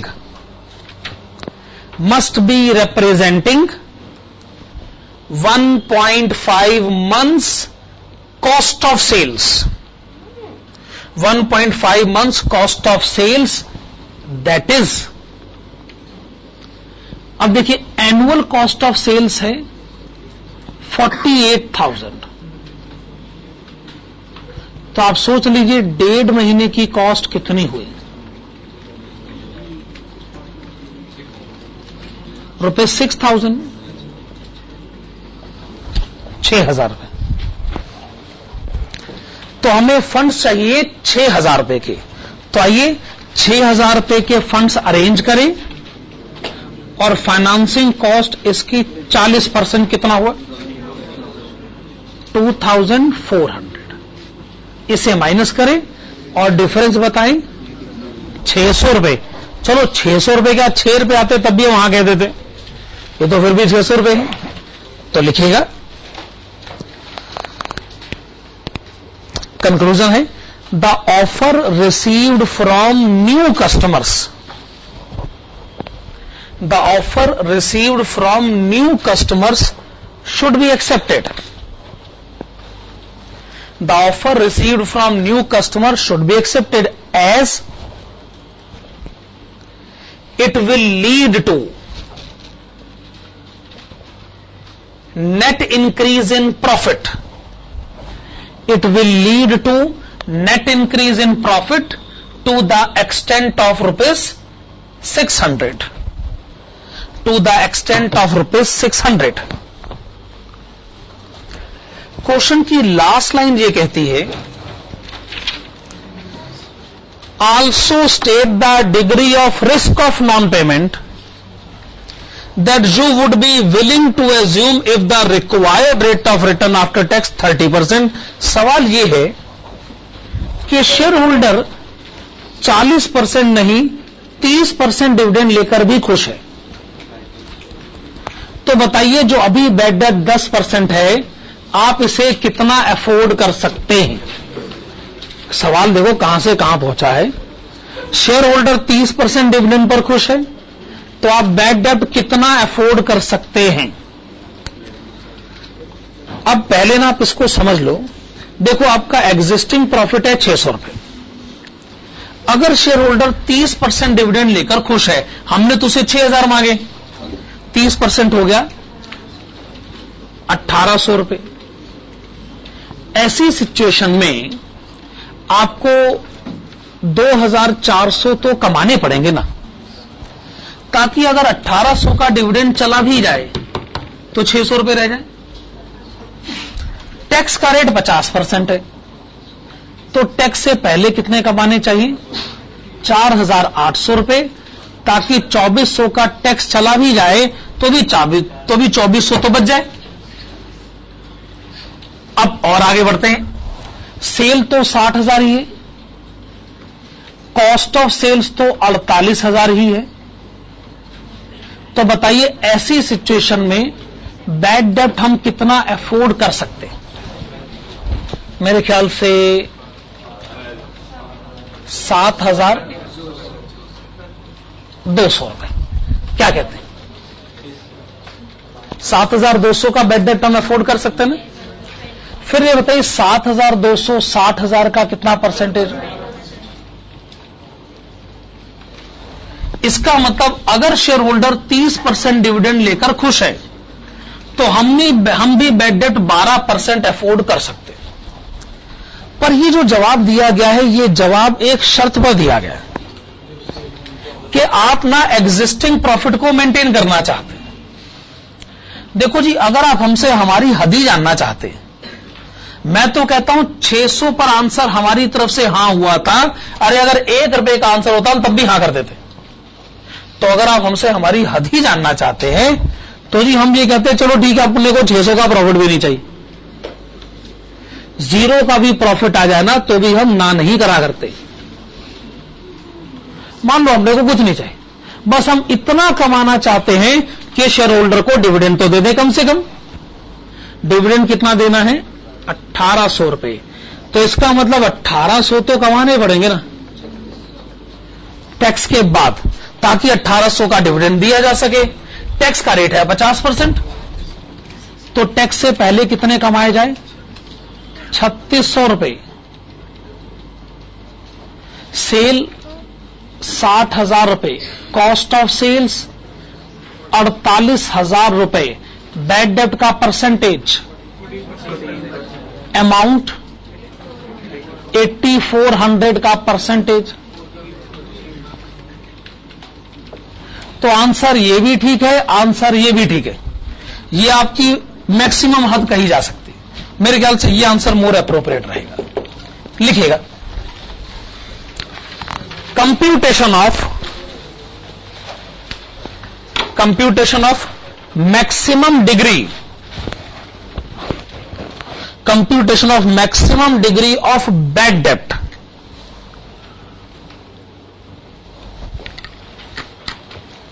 Computation of maximum degree of bad debt if the cost of capital is 30% after tax.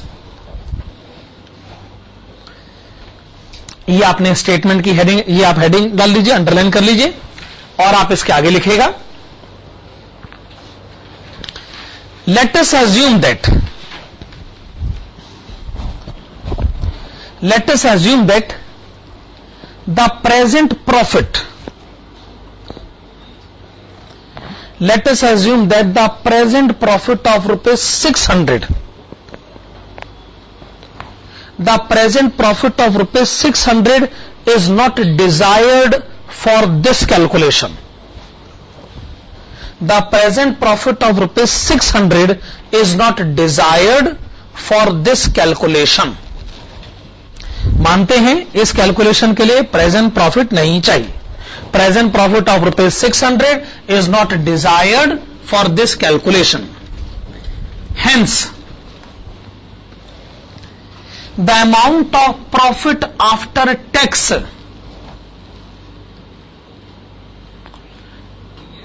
must at least be rupees.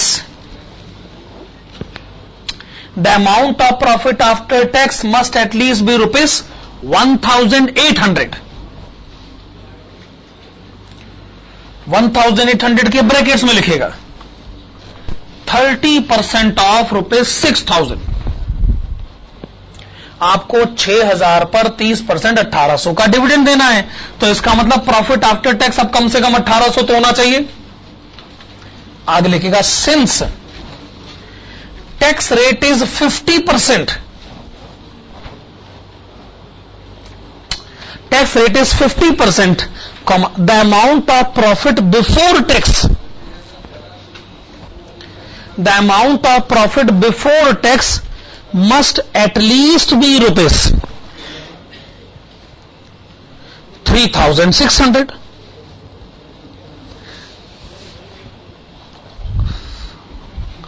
क्या ये बात सही है?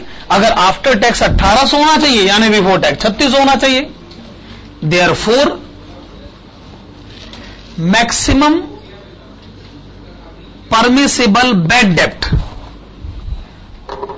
Maximum permissible bad dept is computed below.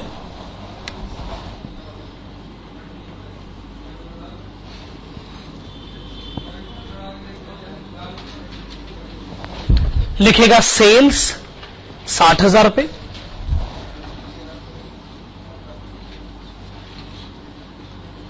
Minus cost of sales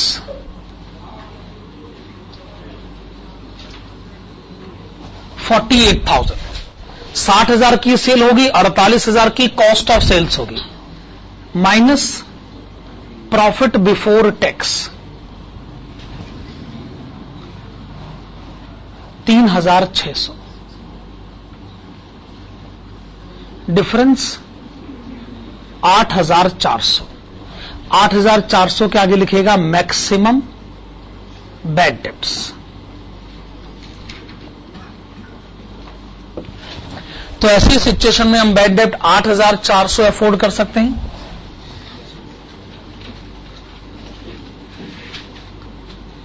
maximum bad debts bracket में percentage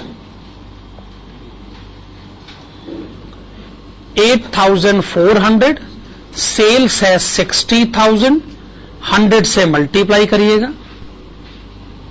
answer है 14%. Answer आपने बताया 14%. ठीक बात है ना? हाँ, तो अब हम आज का आखिरी क्वेश्चन करेंगे.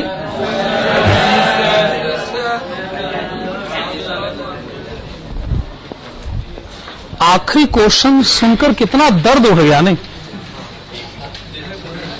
आपकी असली शिकायत मैं जानता हूं. आप ये कह रहे हो जी आखिरी क्वेश्चन ऐसा है, ऐसा नहीं होना चाहिए. ऐसे चैप्टर को हम बीच में थोड़ी छोड़ सकते हैं. तो बाकी बचे क्वेश्चंस का क्या होगा?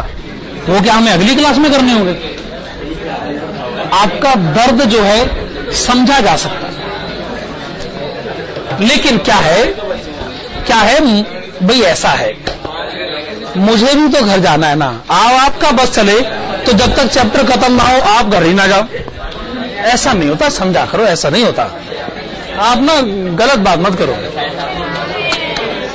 Question number 40, page number 160.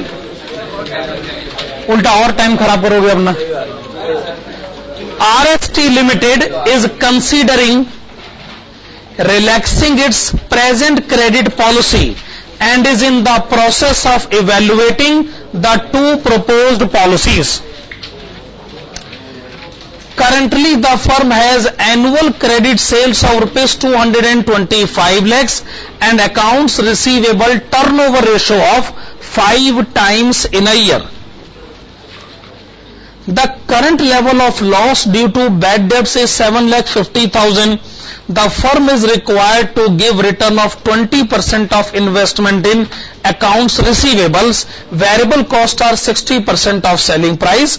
Given the following information, which is better option? Present policy, proposed policy 1, proposed policy 2. Annual credit sales, accounts receivable turnover ratio, bad debts losses. ये सारी इंफॉर्मेशन हमारे पास है. अच्छा, जिसको क्वेश्चन ने कहा अकाउंट्स रिसीवेबल टर्नओवर रेशो, मेरे ख्याल से आप इसको डेटर्स टर्नओवर रेशो के नाम से ज्यादा जानते हैं. फिर आपको डेटर्स टर्नओवर रेशो का फार्मूला भी याद होगा. Credit sales divided by average debtors. चलो खाली डेटर्स कह लेते हैं, एक ही बात है. हां जी, तो डेटर्स टर्नओवर रेशो का फार्मूला होता है credit sales by average debtors ना. आप आंसर शुरू करिए और लिखिएगा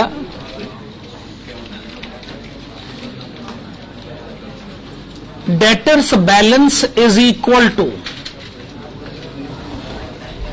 यस, डेटर्स बैलेंस कैसे पता करें? Credit sales divided by debtors turnover ratio. ठीक है भाई, ये फॉर्मूला. डेटर्स बैलेंस पता करने का तरीका हो गया credit sales divided by debtors turnover. बड़ा सिंपल सा था ये तो हमारे लिए. चलिए, आपने फॉर्मूला लिख लिया. अब आप ये बताइए कि प्रेजेंटली क्रेडिट सेल्स है कितने. तो क्या आप कहना चाहते हैं रुपीज 225 लैक्स, यानी आप कहना चाहते हैं 2,25 लैक्स. ठीक है ना. अच्छा, प्रेजेंटली डेटर्स टर्नओवर कितना है? 5 टाइम्स. तो प्रेजेंट डेटर्स बैलेंस बताइए, फिर से बताइए. 45 लाख रुपए.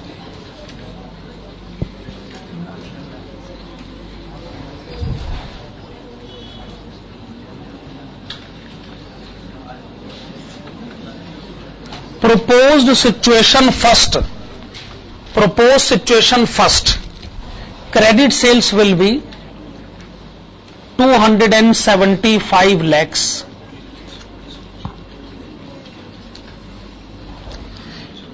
Debtors turnover 4 times. Debtors balance बताइए. 68 lakhs 75,000.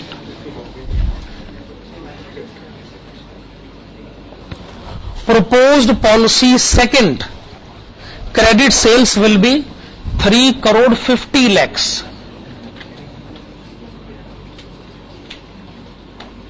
Debtors turnover will be 3 times. Debtors balance will be 1 crore 16 lakhs 66,667. भाई ये आपने डेटर्स बैलेंस बता दिया, वो तो ठीक है, पर आपको तो इन्वेस्टमेंट इन डेटर्स बताना है. अच्छा, इन्वेस्टमेंट इन डेटर्स जो आपको बताना है वो आपको कायदे से सोचे तो टोटल कॉस्ट पर बताना चाहिए, पर अब टोटल कॉस्ट ऑफ क्वेश्चन में नहीं है, तो हम अब वेरिएबल कॉस्ट का बेस तो ले ही सकते हैं ना.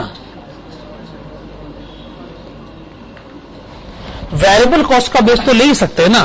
क्वेश्चन में वैसे वेरिएबल कॉस्ट के बारे में क्या कहा गया है कि जी वो सेल का 60% है. अच्छा, एट प्रेजेंट देखिए प्रेजेंटली आपका जो डेटर्स बैलेंस है वो है 45 लाख, वो सेल पर है। इन्वेस्टमेंट होना चाहिए उसका 60%। तो बताइए present investment in debtors 27 lakhs।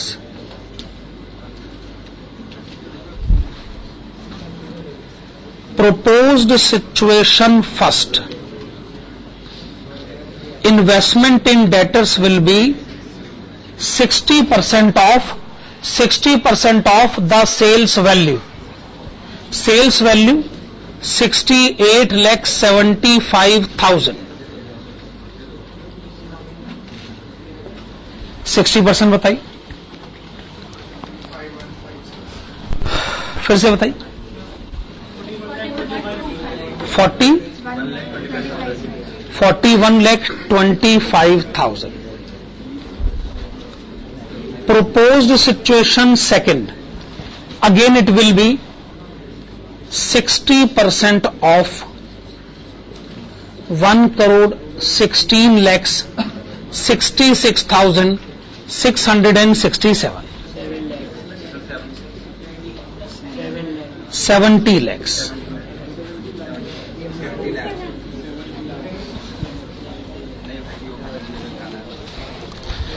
हाँ जी, तो आपने पहले डेटर्स बैलेंस बताया, फिर इन्वेस्टमेंट इन डेटर्स बताया वेरिएबल कॉस्ट के बेसिस पर। अगली हेडिंग डालेगा evaluation of various credit policies. Evaluation of various credit policies.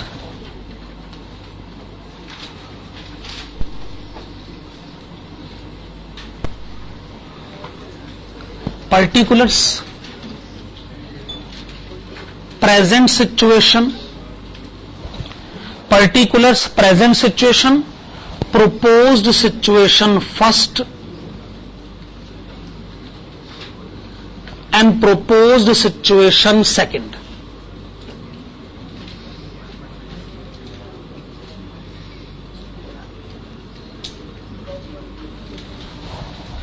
ठीक है ना? हाँ, तो शुरुआत करते हैं हम सेल्स से।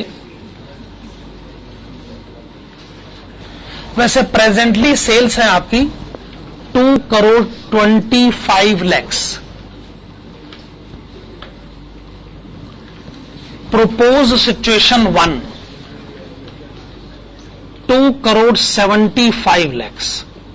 Propose situation 2 3,50 lakhs। तो पहला काम आपने सेल्स रिकॉर्ड किया। अब सेल्स में से आप माइनस करिएगा वेरिएबल कॉस्ट, जो कि है 60% of sales.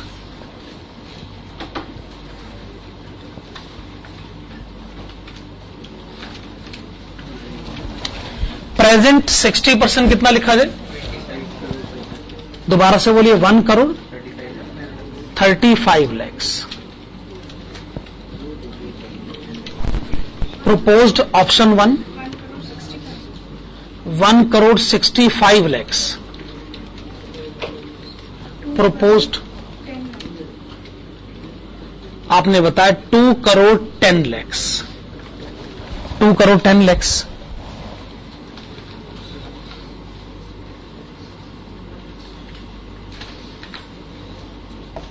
Minus bad debts. Present bad debts हैं 7,50,000।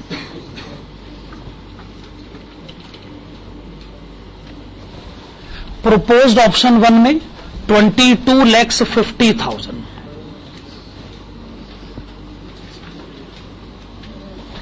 प्रोपोज्ड ऑप्शन 2 में 47,50,000।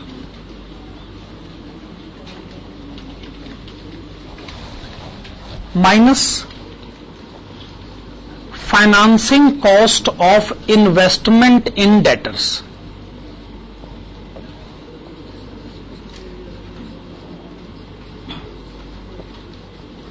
क्या लिखा आपने? Financing cost of investment in debtors. तो क्वेश्चन में कॉस्ट ऑफ कैपिटल आपको जरूर गिवन होगा 20%। और हम वेरिएबल कॉस्ट के बेसिस पर ही बोल देंगे। ओके, 20% ऑफ 27 lakhs, 5,40,000,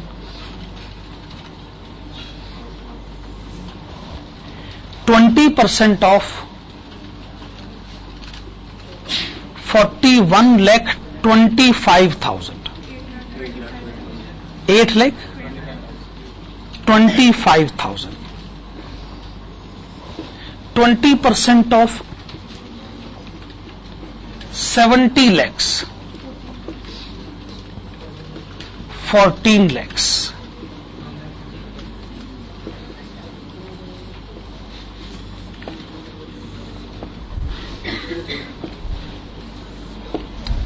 तो आप सेल्स में से ये सब माइनस करिए। पहला आंसर क्या है? 77,10,000,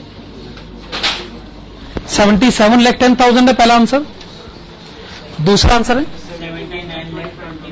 79,25,000। आखिरी आंसर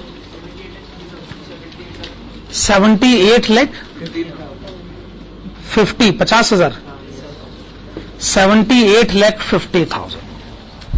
ये जो आंसर आया है ना, आप इसके आगे लिखेगा प्रॉफिट बिफोर फिक्स्ड कॉस्ट। भाई फिक्स कॉस्ट माइनस करने से आपको रोका किसने? है ही नहीं, क्वेश्चन रोक रहा है जी। तो होगी कोई फिक्स कॉस्ट, कर दो एक इक्वल अमाउंट तीनों में से माइनस। तो वो है ही नहीं, तो हमारी भला से ना हो, हमारे डिसीजन पे थोड़ी कोई असर पड़ेगा। खैर, सब करना क्या बताओ। अच्छा क्या करना है? प्रपोज ऑप्शन 1, ठीक है, लिखिएगा conclusion. It is recommended to adopt, it is recommended to adopt proposed option 1, proposed policy 1 as it will be most beneficial under the given circumstances. It will be most beneficial under the given circumstances. देखो जी, बाकी question अगली class में करेंगे, है ना। आज बस इससे ज्यादा